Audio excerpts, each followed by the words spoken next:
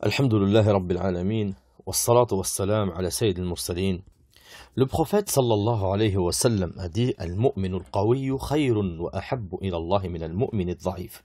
Wa fi kullin khayr. Le croyant fort, il est plus aimé et meilleur auprès d'Allah que le croyant faible. Mais dans les deux, il y a un bien. Ensuite, sallallahu alayhi wa sallam, il dit Ihris ala ma yanfa'ak. Accroche-toi à ce qui t'est utile. Wasta'in billah. Et aide-toi d'Allah. Wala ta'jiz. Ne désespère pas, ne dis pas je n'y arriverai pas. Accroche-toi à ce qui t'est utile dans ta religion en premier et dans ta vie. Il dit ensuite, sallallahu alayhi wa sallam, وَإِنْ أَصَابَكَ شَيْءٌ فَلَا تَقُلْ لَوْ أَنِّي فَعَلْتُ كَذَا كَانَ كَذَا وَكَذَا وَلَكِنْ قُلْ قَدَّرَ اللَّهُ وَمَا شَاءَ فَعَلْ. في رواية قَدَرَ اللَّهُ وَمَا شاء فَعَلْ. فَإِنْ لَوْ تَفْتَحْ عَمَلَ الشَّيْطَانِ. D'ici, tu es touché par quelque chose, ne dis pas « Ah, si seulement j'avais fait ci ». Eh bien, ça aurait été comme ça. Non, parce que le « si seulement », ça ouvre les portes du shaitan. Le « si seulement », c'est en arabe, on dit « Law anni fa'alt kada »« Law anni » si j'avais fait, si j'avais fait. Le prophète, il te dit non. Tu dis pas ça, ne regrette pas. Mais dis, c'est le destin d'Allah, et ce qu'il veut, il le fait. Mais attention, ici, le « law », le « si » là qu'il a utilisé, c'est le « si » du regret. Si seulement j'avais pas fait, si seulement j'avais fait autrement. C'est le si du regret. C'est celui-là qui est haram, le laou du regret. Si seulement j'avais fait comme ça, si seulement j'avais pas fait ça. Ça c'est haram. Et c'est pour ça que le prophète sallallahu alayhi wa sallam, il te dit, ne regrette pas. S'il t'arrive un malheur, ne dis pas si seulement j'avais pas fait. C'était destiné. C'était destiné, ça devait arriver. C'était écrit 50 000 ans avant que Allah ait créé la terre et les cieux. Parce que ce laou-là, il va ouvrir la porte du shaitan et il va te rajouter de la tristesse en réalité. Te rajouter de la tristesse et même partir à l'encontre d'Allah. Parce qu'en plus de ça c'est une sorte de, comme il a expliqué les ulama, il dit c'est une sorte de i'tirad ala al-qadr. C'est comme tu n'es pas d'accord se mettre à l'encontre du qadr. Et c'est haram. Un exemple. Allah dans le Coran il dit Ya ayyuhalladhina amanu la takunu kalladhina kafaru wa qalu li ikhwanihim idha dharabu fil ard aw kanu ghuzza law kanu indana ma matu wa ma qutilu liyaj'al Allahu dhalika hasratan fi qulubihim wallahu yuhyi wa yumit wallahu bima ta'maluna basir. Subhanallah, ce verset t'explique exactement ce qu'on veut dire. Oh les croyants, Allah il dit, allez, dans la traduction rapprochée, oh les croyants, ne soyez pas comme ces mécréants qui dirent à propos de leurs frères qui partis en voyage ou pour combattre, s'ils étaient avec nous, ils ne seraient pas morts. Comme si, par rapport au fait d'aller à l'encontre du qadr. Ils auraient pu détourner le qadr, ils auraient pu prédire, faire quelque chose autre que ce que Allah a destiné. Il dit, si ils étaient restés avec nous, ben, ils ne seraient pas fait tuer. Allah en fit un sujet de regret dans leur cœur, parce qu'ils ont ouvert justement la porte du shaitan. Mais c'est Allah qui donne la vie ou la mort. Yani Allah t'explique ici que t'as beau faire tout ce que tu veux, tu ne pourras jamais échapper à ce que Allah t'a destiné. Toi, tu fais ce que Allah t'a destiné. Et le reste, eh bien, ne sois pas triste s'il arrive un malheur, Allah te l'a destiné. Et Allah observe bien ce que vous faites. Donc, c'est exactement ça. C'est le fait de i'tirad ala al-qadr, hada la yajouz. Mais attention à une chose, parce que le laou, il peut être i'tirad ala al-qadr et il peut être aussi i'tirad ala al-shara'. Le fait de vouloir partir à l'encontre de la charia. Allah il t'ordonne ça et toi tu dis non, ne le fais pas. Et lui, bah, il va faire une des adorations d'Allah et va être touché par quelque chose. Un accident. Ah, t'as vu, si tu avais pas fait, eh ben, si tu n'avais pas fait la salade, si tu n'étais pas parti à la mosquée comme je te l'avais dit, eh ben, tu n'aurais pas été touché par cet accident. Non, Allah lui a destiné ça, c'est un bien pour lui. Et le fait que toi, tu vas à l'encontre de la charia avec ton laou, eh bien, c'est haram aussi. Si tu n'étais pas parti à la mosquée, si tu n'étais pas devenu musulman, eh bien, regarde, tu n'aurais pas été touché par cette épreuve. C'est partir à l'encontre de la charia. Et Allah il dit dans le Coran الذين قالوا لإخوانهم وقعدوا لو أطاعونا ما قتلوا قل فادرءوا عن أنفسكم الموت إن كنتم صادقين. C'est-à-dire, c'est un groupe de kuffars, de munafiqin, et certains parmi leurs familles, certains se sont soumis à l'islam, ou leurs copains, ils se sont soumis à l'islam, ils ont fait le jihad, et ils sont morts. Ils ont dit, ah, vous avez vu, s'ils nous avaient obéi, s'ils n'étaient pas partis vers l'islam, eh ben là, ils seraient encore vivants. En fait, non. En réalité, c'est vous qui êtes morts. Eux, ils sont encore vivants, ils vont aller au paradis. Mais c'est vous qui êtes morts de l'intérieur qui finirez en enfer. C'est ça, la réponse aux hypocrites. Allah, il dit dans ce verset, ceux qui sont restés dans leur foyer dire à leurs frères, s'ils nous avaient obéi, ils n'auraient pas été tués.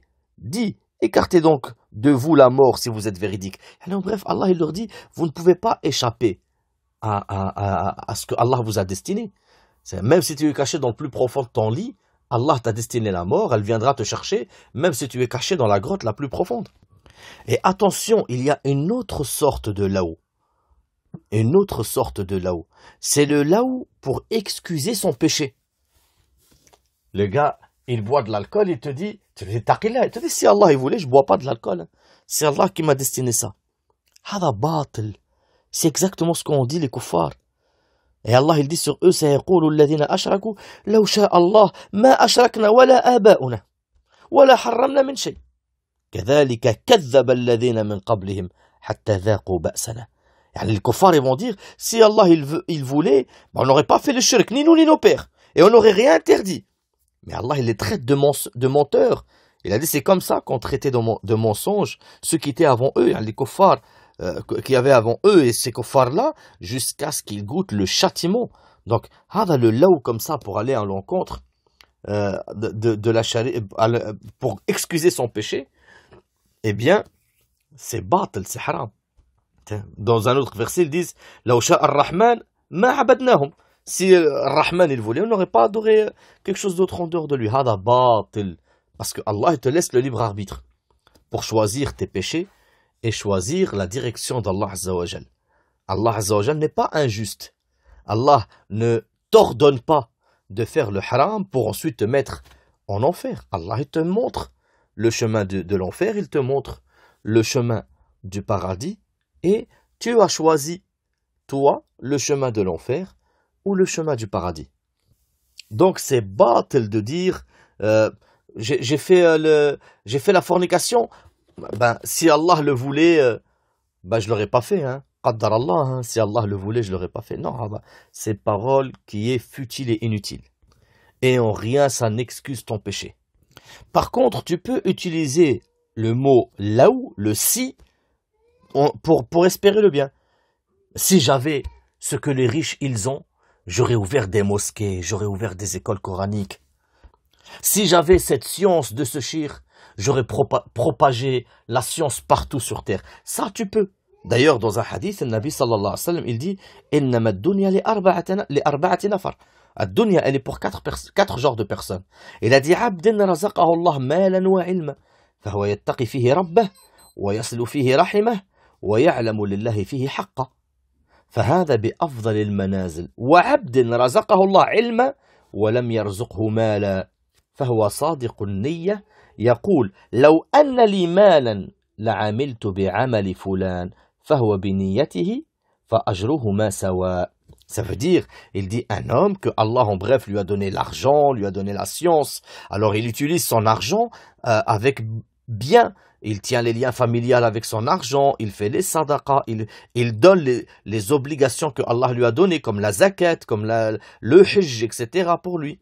Et un homme pauvre, mais que Allah lui a donné la science. Et il dit, si j'avais l'argent de celui-là, eh ben j'aurais fait comme lui.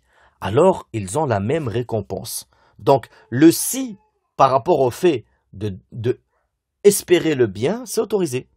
D'ailleurs, le prophète lui-même, sallallahu alayhi wa sallam, comme il a été rapporté dans le Bukhari Muslim, d'après Abi Hurayra, le prophète lui-même, sallallahu alayhi wa sallam, il dit, لو كان لي مثل أحد ذهب ما يسرني أن لا يمر علي ثلاث وعندي منه شيء إلا شيء أرصده لدين.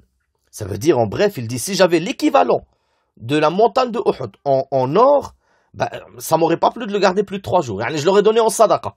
J'aurais gardé seulement, si j'ai une dette, de quoi payer ma dette. Sinon, tout le reste, je l'aurais donné en sadaqa. Par contre, t'as pas le droit, c'est haram de dire le laou pour espérer le mal. Le laou pour espérer le mal. Donc, si j'avais l'argent là, franchement, j'aurais détruit toutes les mosquées. Si j'étais un homme politique, eh bien, j'aurais fermé toutes les mosquées, j'aurais interdit l'islam. Le laou pour espérer le mal, c'est haram. D'ailleurs, la suite du premier hadith que je vous ai cité, le prophète sallallahu alayhi wa sallam dit وَعَبْدٍ رَزَقَهُ اللَّهُ مَالًا وَلَمْ يَرْزُقْهُ عِلْمًا فَهُوَ يَخْبِطُ فِي مَالِهِ بِغَيْرِ عِلْمٍ لَا يَتَّقِي فِيهِ رَبَّهُ وَلَا يَصِلُ فِيهِ رَحِمَهُ وَلَا يَعْلَمُ لِلَّهِ فِيهِ حَقَّهُ فهذا بأخبث المنازل وعبد لم يرزقه الله مالا ولا علما فهو يقول لو أن لي مالا لفعلت فيه بعمل فلان فهو بنيته فوزره ما سواء. Ça veut dire, il dit, un homme qui a de l'argent mais qui n'a pas de science, et il utilise son argent que pour faire le haram. Il ne donne pas le droit d'Allah dans cet argent, pas de zakat, pas de sadaqa, rien. Et il l'utilise que pour faire le haram. Et un homme pauvre, et il n'a pas d'argent. Et il dit, si j'avais l'argent de ce riche-là, j'aurais fait la même chose que lui, le même haram que lui. Il a espéré le mal avec ce laou, et ça c'est haram, la yajouz. Attention, tu peux dire le laou par rapport à l'information. Si j'avais su que le cheikh était là-bas, je serais parti. لو كنت أعلم أن الشيخ هناك لذهبت إليه. Ça c'est une information. C'est pas un regret, c'est pas partir contre la charia, partir contre ce que Allah a destiné. C'est une information. De dire, si je savais que le cheikh était là-bas, je serais parti. Le prophète lui-même, sallallahu alayhi wa sallam, il avait fait un hajj, et il voulait faire un hajj différent.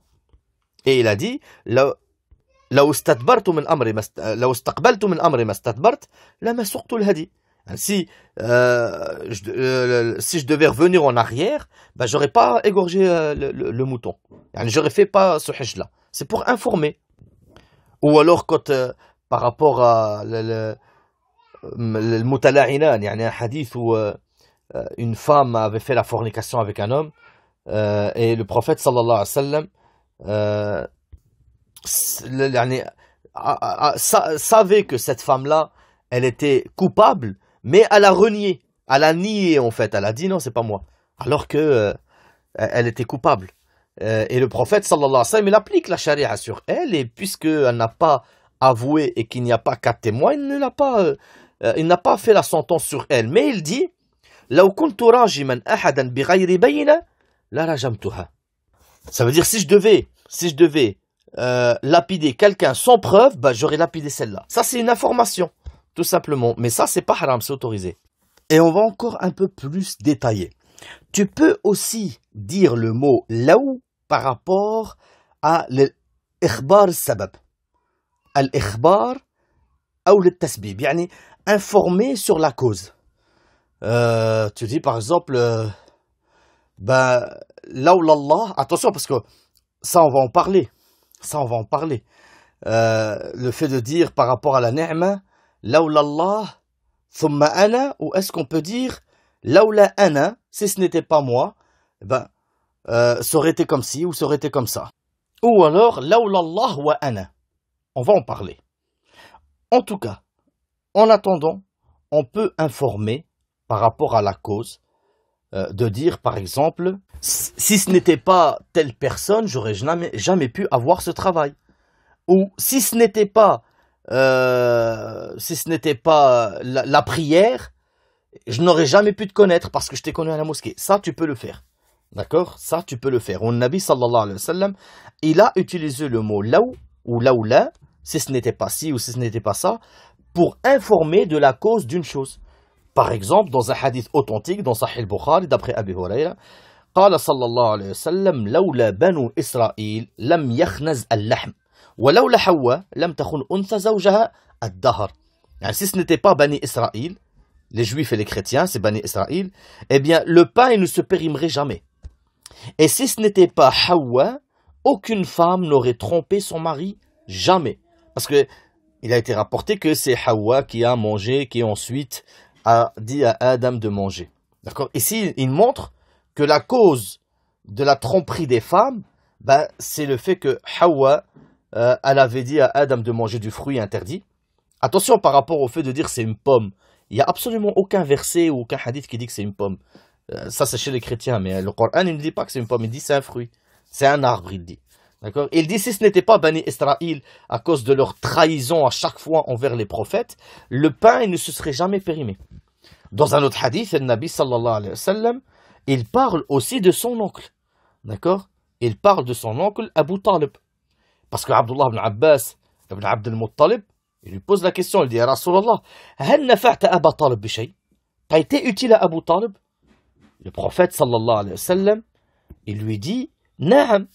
هو في ضحضاح, parce qu'Abu Talib, il a quand même aidé le prophète sallallahu alayhi wa sallam, mais il est mort kafir. Mais il a quand même aidé le prophète. Le Nabi sallallahu alayhi wa sallam, il lui dit, نعم هو في ضحضاح من النار ولولا أنا لكان في الدرك الأسفل من النار. Si ce n'était pas moi, il serait dans le plus profond de l'enfer. Donc déjà, tu peux dire, si ce n'était pas moi, si c'est toi la cause. Allah, tu sais que c'est Allah. Parce que le prophète sallallahu alayhi wa sallam, il sait très bien que c'est Allah qui fait. C'est Allah qui rentre au paradis et en enfer. Et en aucun cas, le prophète lui-même, il ne peut pas choisir pour sa famille qui va rentrer en enfer ou au paradis. Et son oncle, il le défend. Et le prophète ne peut pas choisir que son oncle va au paradis. Mais il a intercédé pour son oncle, pour que son oncle soit dans un dhahdah min an-nar. Ça veut dire une petite flaque de feu qui n'atteint même pas les chevilles, par laquelle son cerveau va bouillonner. Il lui dit, laoula ana, si ce n'était pas moi. Donc, tu peux dire, laoula Allah, thumma ana. Si ce n'était pas Allah, puis moi. C'est le plus complet.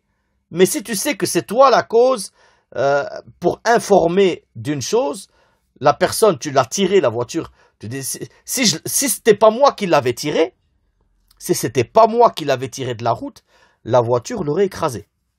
Et ça, c'est pour informer. D'accord? Parce que la personne était sur la route, la voiture fonçait dans lui, et toi, tu l'as tiré. Tu dis, si c'était pas moi qui l'avais tiré, eh bien, la voiture l'aurait écrasé. Donc ça, c'est pour informer que c'est toi la cause que la voiture ne l'a pas écrasé. Et dans un autre hadith, le Nabi sallallahu alayhi wa sallam, il dit, d'après Abu Huraira, لولا الهجرة لكنت امرأ من الأنصار ولو سلك الناس واديا وسلكت الأنصار واديا أو شعبا لسلكت وادي الأنصار أو شعب الأنصار. يعني النبي صلى الله عليه وسلم dit, si ce n'était pas le hijra, j'aurais été un homme parmi les Ansar. Donc il informe par rapport à ça. Donc informer, c'est bon. Attention à une chose. C'est haram de dire laoula Allah wa fulan. Si ce n'était pas Allah et moi. On dit, tu dois dire, si ce n'était pas Allah, puis moi, thumma fulan. Le tartib.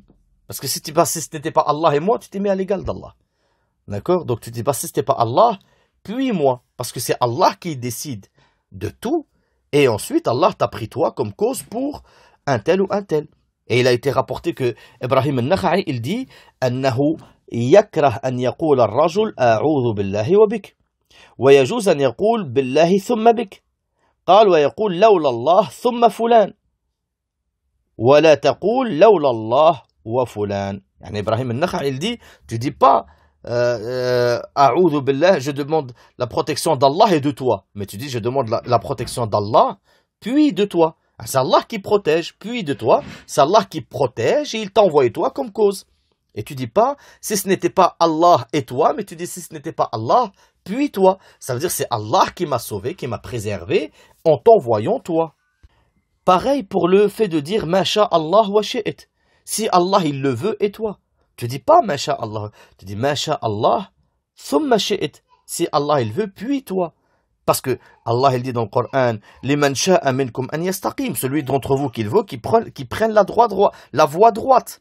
Si tu veux suivre le haqq, suis-le, vas-y. Sauf que Allah, le verset d'après, il te dit, wa ma tasha'una illa an yasha Allahu rabbul alamin. Mais vous ne pourrez le vouloir que si Allah il veut. Donc il faut comprendre par là que c'est Allah qui décide de tout et tu ne peux faire une chose que Allah n'a pas voulu. Tu peux faire une chose que Allah ne veut pas, shar'an, islamiquement. Allah ne veut pas que tu fais la mécréance. Allah ne veut pas que tu délaisses la salat. D'accord? Ça c'est dans le vouloir shar'i.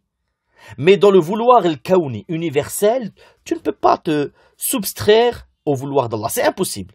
D'accord? Et c'est pour ça que le prophète lui-même, sallallahu alayhi wa sallam, il dit La taqulu ma sha Allah wa sha'a fulan, walakin qulu ma sha Allah wahdahu, thumma sha'a fulan. Ne dites pas si Allah il veut, puis un tel. mais dites si Allah il veut. Ne dites pas si Allah il veut et un tel, mais dites plutôt si Allah il veut, si Allah uniquement veut, puis un tel. Bien sûr, attention, ça, on n'en a pas besoin d'en parler, mais on va le dire quand même pour ceux qui ne le savent pas. C'est haram de accrocher le mashi'a, le vouloir, à quelqu'un qui ne peut avoir aucun vouloir, comme un mort.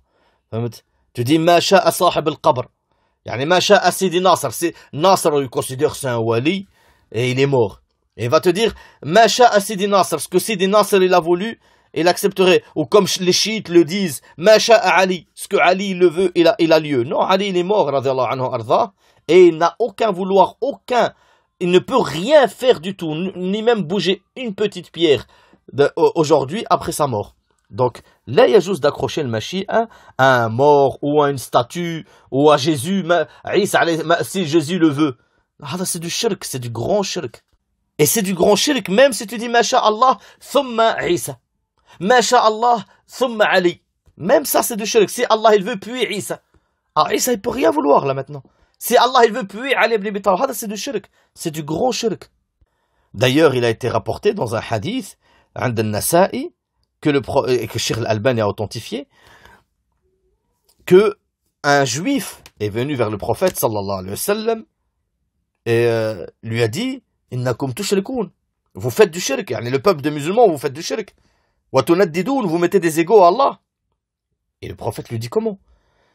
Alors le juif lui dit, vous dites ma sha Allah wa shi'it wa taqulun wal Ka'ba, vous dites si Allah il veut et si et moi, ou si Allah il veut et lui.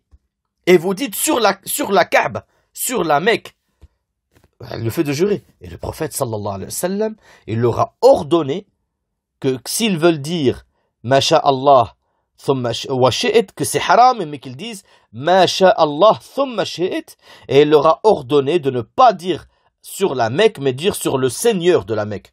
Yani wa Rabb al-Kaaba. Donc, c'est très important de le savoir. Attention. Même si dans ton intention, parce que certains veulent te dire, par exemple, une chose, tu dis non, ça c'est du shirk, tu te dis, oui, mais dans mon cœur, moi, non. Le Nabi sallallahu alayhi wa sallam, quand il y a un homme, il est venu vers lui, et il lui a dit, ma sha Allah wa shi'ta ya Rasulallah.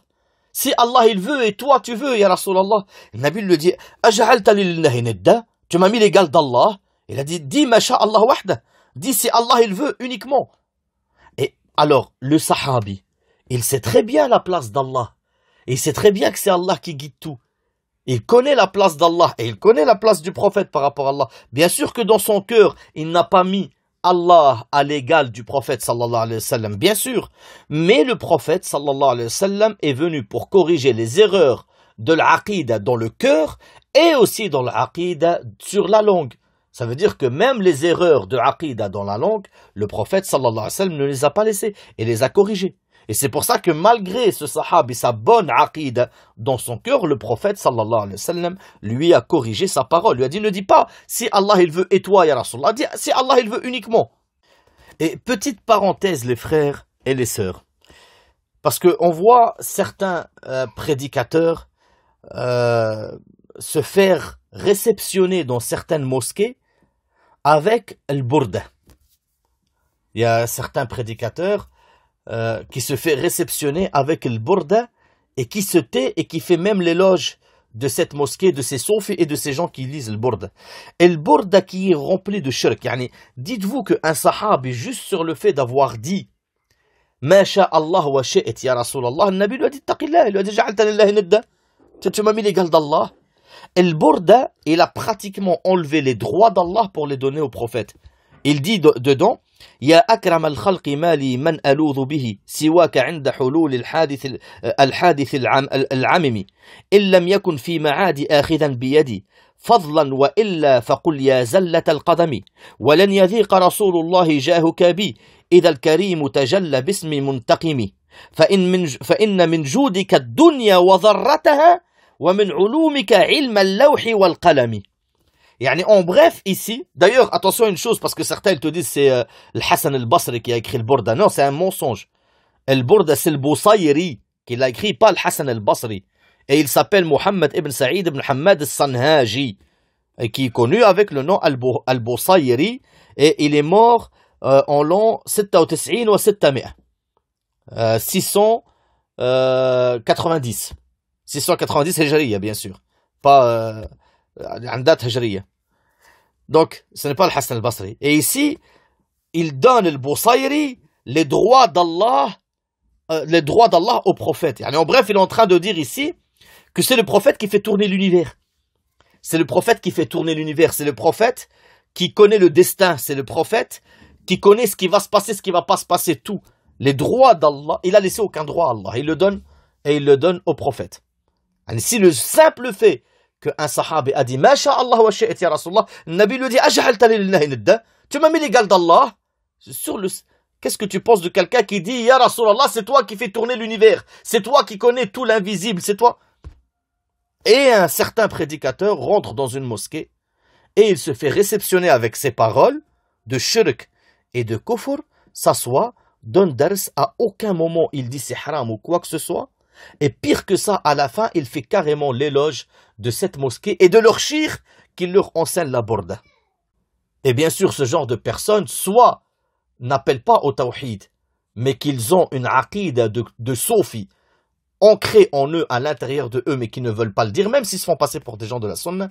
Et quelqu'un qui voit ça, bien sûr, il a un grand péché, car il a vu le shirk de ses yeux, il a entendu le shirk de ses oreilles, et il a laissé faire le shirk, et en aucun cas on doit s'asseoir avec ce genre de personnes. Subhanak Allahumma wa bihamdik, ashhadu an la ilaha illa ant, astaghfiruka wa atubu ilayk.